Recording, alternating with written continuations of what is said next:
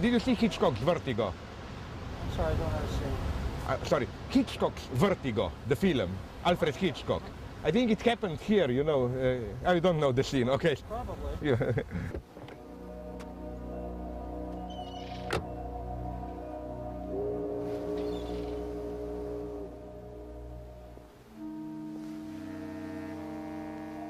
Often things begin as a fake, inauthentic, artificial, but you get caught into your own game. And that is the true tragedy of Vertigo. It's a story about two people who, each in his or her own way, get caught into their own game of appearances. For both of them, for Madeleine and for Scotty, appearances win over reality. What is the story of Vertigo? It's a story about a retired policeman who has a pathological fear of heights because of an incident in his career, and then an old friend hires him to follow his beautiful wife, played by Kim Novak, the wife mysteriously possessed by the ghost of a past deceased Spanish beauty, Carlota Valdez.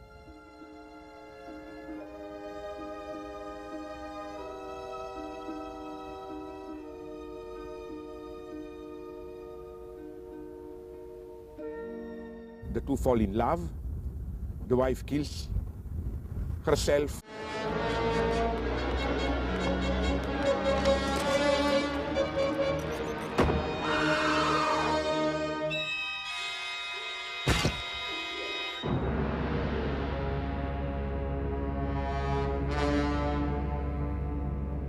The first part of Vertigo, with Madeleine's suicide, is not as shattering as it could have been, because it's really a terrifying loss, but in this very loss, the ideal survives. The idea of the fatal woman possesses you totally.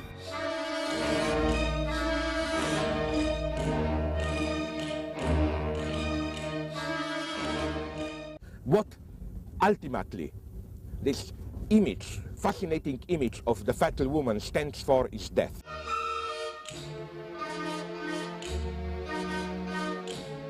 The fascination of beauty is always the veil which covers up a nightmare, like the idea of a fascinating creature, but if you come too close to her, you see shit, decay, you see worms crawling everywhere.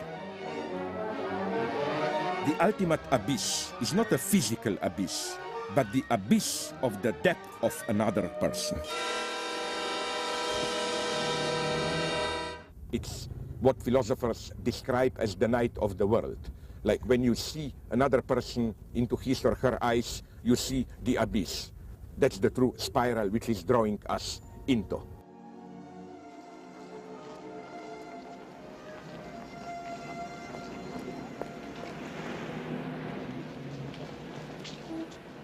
Scotty alone, broken down, cannot forget her, wanders around the city looking for a woman, a similar woman, something like the deceased woman, discovers an ordinary, rather vulgar, common girl. The denouement of the story, of course, is along the lines of the Marx Brothers joke. This man looks like an idiot, acts like an idiot, this shouldn't deceive you, this man is an idiot. The newly found woman looks like Madeleine, acts like Madeleine, the fatal beauty.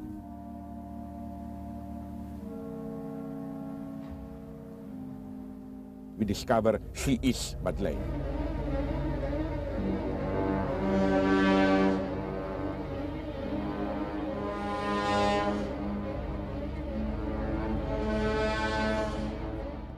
What we learn is that Scotty's friend who hired Scotty also hired this woman, Judy, to impersonate Madeleine in a devilish plot to kill the real Madeleine, his wife, and get her fortune.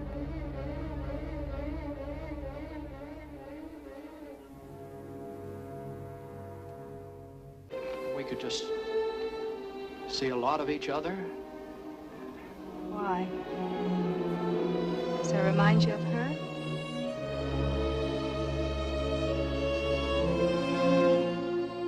It's not very complimentary. The profile shot in Vertigo is perhaps the key shot of the entire film. We have there Madeleine's, or rather Judy's, identity in all its tragic tension.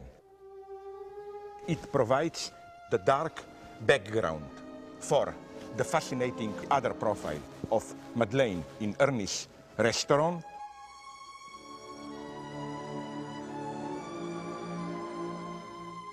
Scotty is too ashamed, afraid to look at her directly. It is as if what he sees is the stuff of his dreams, more real in a way for him than the reality of the woman behind his back. It's not very complimentary either.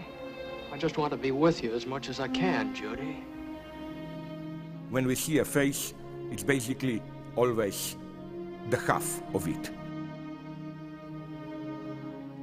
A subject is a partial something, a face, something we see.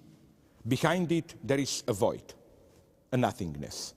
And of course, we spontaneously tend to fill in that nothingness with our fantasies about the wealth of human personality and so on and so on.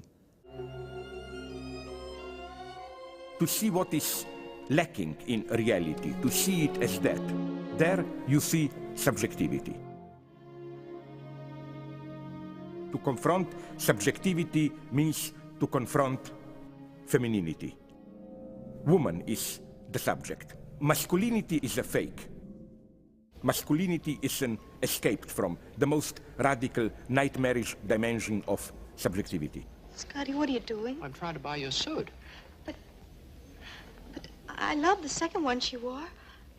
And this one, it's beautiful. No, they're none of them right. Oh, I think I know the suit you mean. We had it some time ago. Let me go and see. We may still have that model. Thank you. You're looking for the suit that she wore for me. You want me to be dressed like her. Judy, I just want you to look nice. I know the kind of a suit that'd look well on you. No, I won't do it. Judy. Judy, it can't make that much difference to you. I just want to see what you No, look. I don't want any clothes. I don't want anything. I want to get out of here. Judy, do this for me. Here we are. Yes, that's it. I thought so.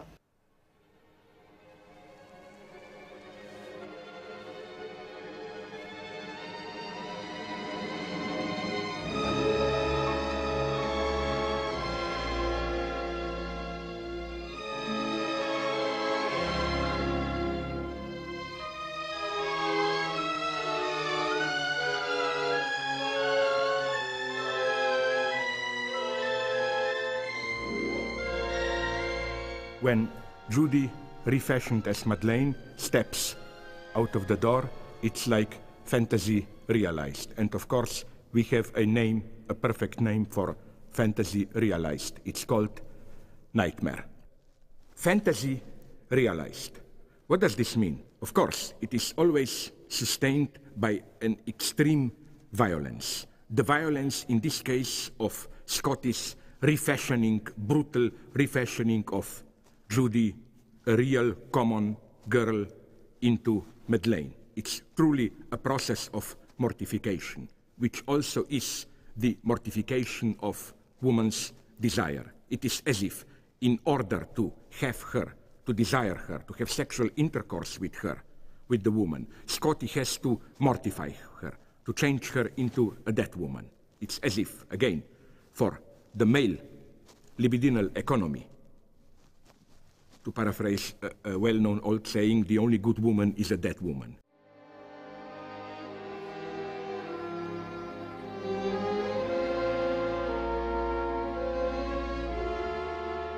Scotty is not really fascinated by her, but by the entire scene, the staging.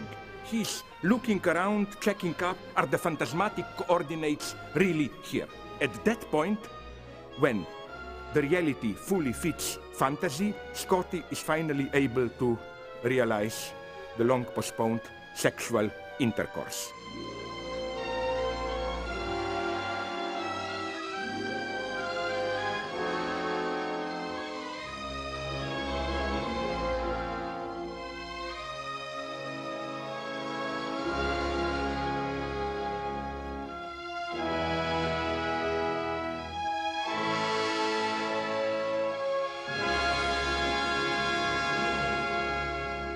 So the result of this violence is a perfect coordination between fantasy and reality, a kind of direct